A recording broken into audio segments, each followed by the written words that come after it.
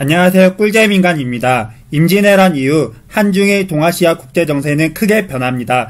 특히 중국은 200년 넘게 유지한 명나라가 흔들리기 시작합니다. 임진왜란 당시 조선의 원군을 파견하여 도와주었던 명나라는 내부적으로 관리의 부패가 심한 데다 일본과의 전투에 군사력이 집중되면서 북방병격에 대한 견제가 소홀해진 것입니다.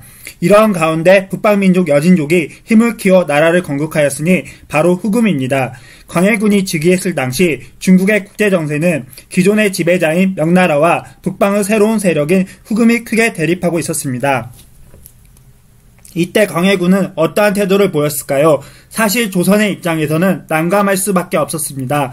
명나라는 외라는 위협 속에서 조선을 도와준 가족과 같은 나라잖아요. 하지만 그렇다고 해서 새롭게 성장한 후금을 무시하고 명나라에게 붙을 수는 없었습니다. 자칫하면 또다시 후금이 쳐들어올지도 모르니까요. 외란이 끝나고 이제 겨우 숨고르게 살게 됐는데 또다시 전쟁이 일어난다면 조선은 모든 게 파탄이 날 게 분명했습니다. 후금 역시 조선의 조정을 압박합니다. 후금 입장에서는 명나라와 전쟁 중에 조선이 뒤에서 자국을 칠 수 있다고 생각한 겁니다. 그래서 후금은 조선 정부에게 그들과 외교 관계를 맺지 않으면 조선을 침략하겠다고 선포합니다. 이러한 가운데 명나라에서는 조선에게 군대 요청을 합니다. 후금과 전쟁 중이니 도와달라는 겁니다.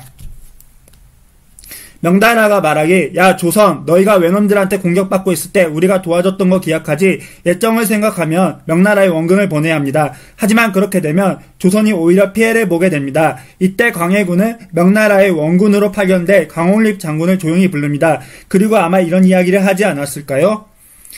광해군이 말하기, 홍립아 우리 군대는 앞장서서 싸우는 척하다가 바로 항복해야 한다. 그래야 명과 후금 모두의 눈밖에 나지 않아. 물론 정말로 광해군이 이런 이야기를 했는지는 실록에서 확인할 수는 없습니다. 다만 강홍립이 후금에 투항한 소식을 듣고도 광해군은 화를 내지 않았습니다.